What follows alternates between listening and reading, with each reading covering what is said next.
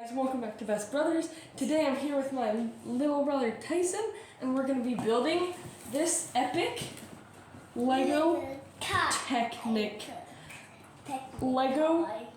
Ford Mustang Shelby gt500.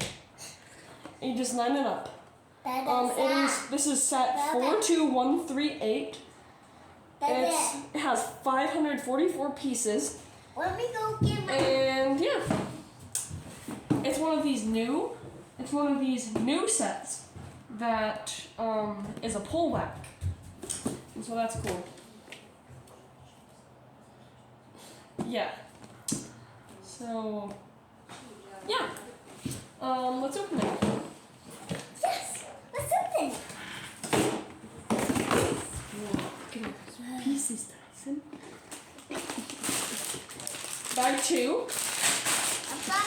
Bag. What number is that? Bag 2. What number is that? Bag 2? No. What's that number, Sarah? I don't know. Bag number 1. Bag number 1. Another bag number 2 and another bag number 1. Sticker sheet. And Tyson, look at this huge instruction booklet. That's big, huh? Okay. And this one's huge. Okay. That was the review.